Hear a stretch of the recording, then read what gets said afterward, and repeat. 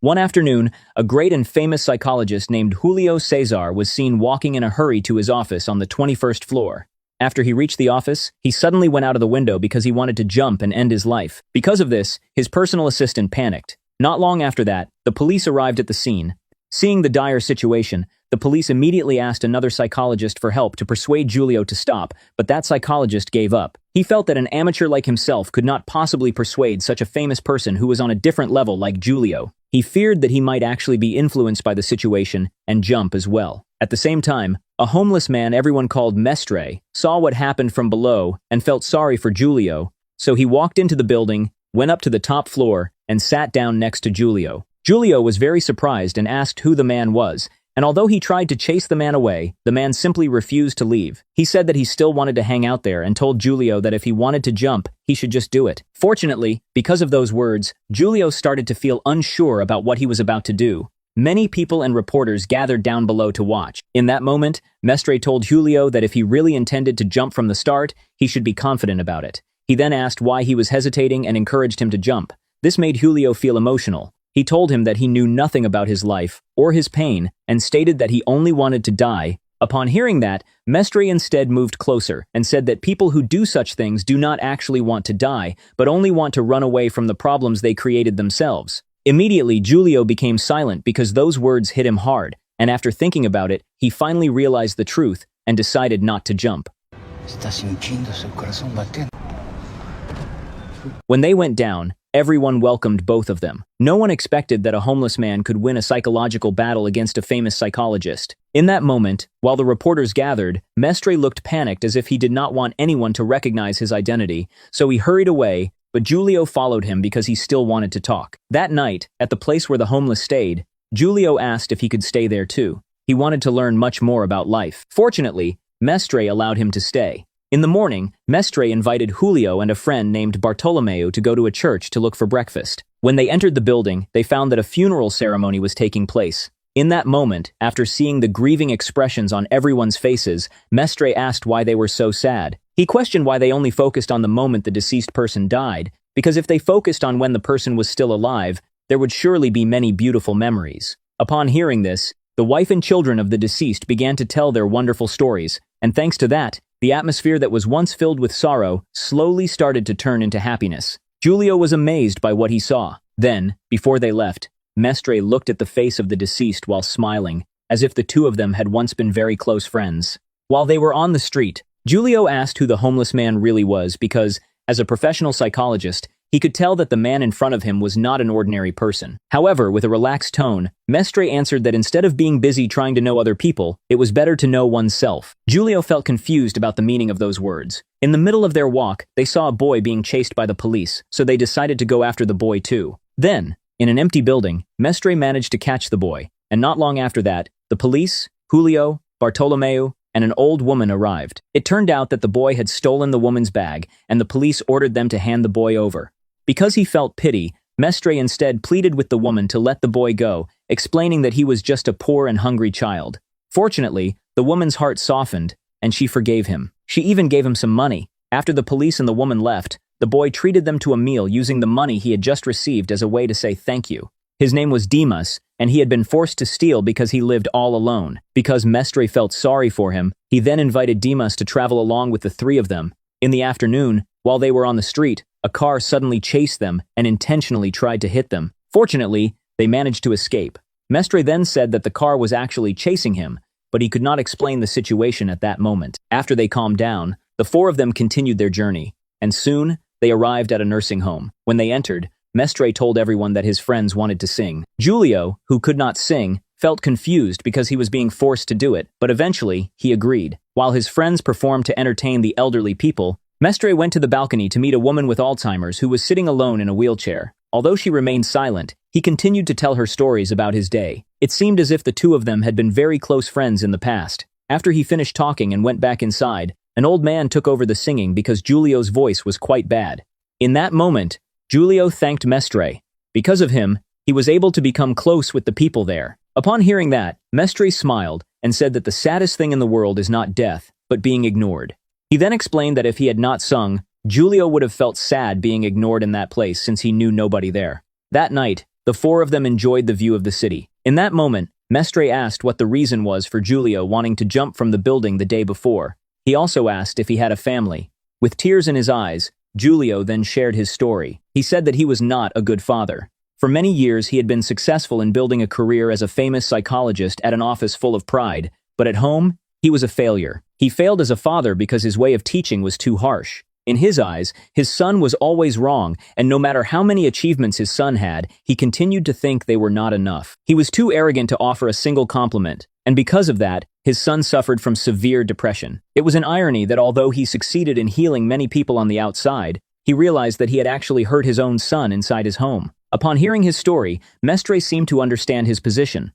A few days later, at the office of a large media company, the leaders held a meeting to discuss a homeless man who had gone viral. This man was often invited to give motivational speeches at gatherings for wealthy people, where he provided incredible advice about life. The words that came from his mouth touched the hearts of many and helped them realize the truth. Because he was so popular, people nicknamed him the Dream Seller or the Great Inspirer. Many people on social media became his followers, and whenever he appeared on television, the ratings for the show would increase drastically. However, despite everyone seeming happy, throughout the entire meeting, a leader named Roger looked very anxious. One night, Mestre held a seminar in a cemetery that was attended by many wealthy business people. Everyone was confused about why he chose a graveyard for the event, so he explained that he knew people like them wanted advice on how to be excited about life and how to find more money to become rich.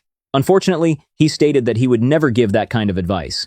Instead, he asked what they were actually chasing. He questioned why they continued to think that work was everything while forgetting the things that truly mattered. He told them that the most valuable thing, which can never be bought with anything, is time spent with the people they love. After hearing those words, everyone became silent and started to think deeply. After the event ended and the people left, Mestre approached a single grave, and it was a grave with the name Mellon Lincoln written on the headstone. Later, while Mestre, Giulio, Bartolomeo, and Dimas were on their way home, a car suddenly appeared and began shooting at them before speeding away.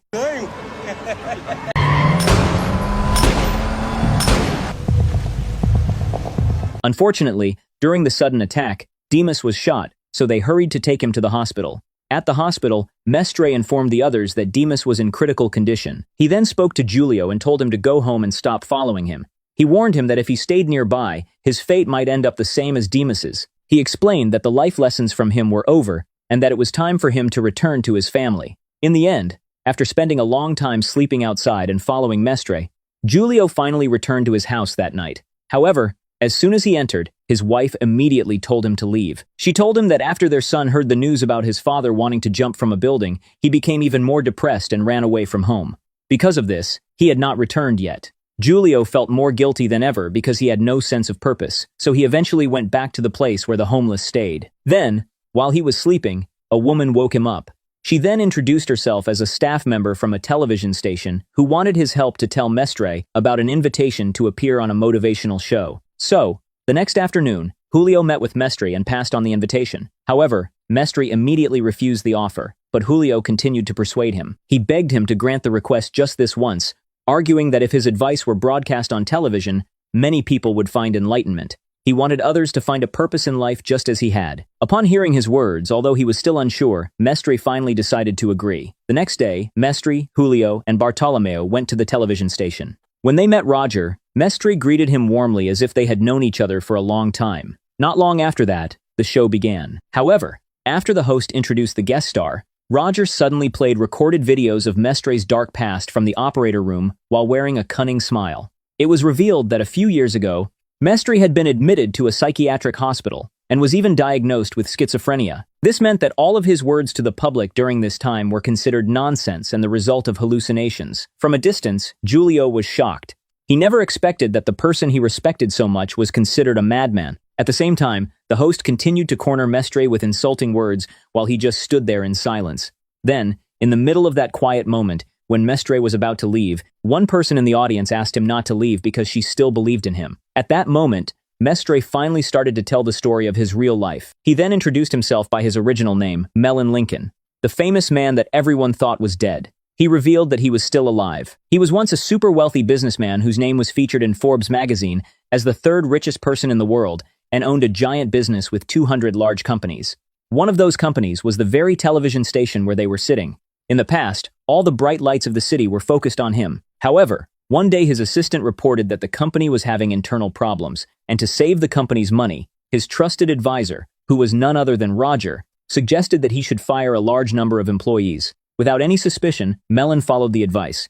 However, before he signed the papers, his close friend and coworker warned him that a massive layoff would not just cut off the employees' income, but would also make thousands of families suffer. Unfortunately, Mellon did not care about that, and because he was offended that his decision was being questioned, he cruelly fired his friend too. As time went on, it turned out that his friend was right. The problems became even more complicated when Roger, whom Mellon trusted deeply, was caught being a traitor. He was involved in corruption and was working with other leaders to get rid of him. Upon realizing that, Mellon told his assistant to find a lawyer so he could fight back. On that same day, his daughter was performing at a school event. At that moment, both his daughter and his wife felt sad because Mellon had promised to be there, but he broke his promise. It turned out that this had happened many times. He had already missed many of his family moments because he was always busy with work. In the afternoon, after the school performance ended, Mellon invited his wife and daughter to travel on a private jet provided by the office as an apology for not coming to his daughter's performance. However, just as they were about to leave, his phone suddenly rang because of another work matter. Because of that, Mellon told them to go without him, and so his wife and daughter were forced to leave without him. But when the jet took off, it suddenly exploded. It turned out that there was a bomb planted to get rid of Mellon, but it had instead taken the lives of the two people he loved most in the world. Mellon was in total shock. In the middle of the plane's wreckage, he cried uncontrollably. He was willing to trade all of his success if only his two loved ones could live again. Unfortunately, his regret was useless because it was already too late. Since that incident, his life was destroyed. Then, although he was not insane, Roger put him into a psychiatric hospital because of his depression and told the public that Mellon had died so that he could take over the position at the company and steal all of his wealth. To make matters worse, the secretary who had served Mellon for a long time was also pushed aside and now lived in a nursing home while suffering from Alzheimer's. At the same time, Mellon's close friend, whom he had fired before, had passed away. For many years, Mellon tried to recover so he could take back what belonged to him, but he eventually realized that returning would not change anything because all that wealth could never bring his family back. Now, all Mellon wanted was peace. He no longer cared about any of his wealth. Because of this, he chose to live as a homeless man and started sharing his life experiences with the public so they would not feel the same regret as him. He told the audience that they could laugh or think his story was just a hallucination, but that was his true life story. Fortunately, after hearing his words, the audience felt very moved and gave him a loud round of applause. Everyone began to think deeply about the meaning of their own lives. After the show ended, Giulio thanked Mellon for all the lessons he had provided. Now, he knew exactly what he had to do as a father, and he could not wait to see his son and apologize to him. However, on his way home, Giulio saw a news report on television about a young man who wanted to jump from the office building where he worked, so he hurried to the location. Soon, when he arrived, he found that the young man was actually his son, and he was about to do exactly what his father had done before. Julio went to him and tried to persuade him to stop, but his son refused. Unlike him, who had felt unsure about jumping, his son actually looked completely ready to jump. At that moment, Giulio finally said the words his son had always hoped to hear. He said he was sorry for every mistake he had ever made, and he begged for a chance to fix everything. He even stated that if his son still wanted to jump, then he would jump together with him. After hearing those words, his son began to cry and immediately hugged Giulio tightly. Meanwhile, from below the building, Mellon saw their happiness and felt happy too.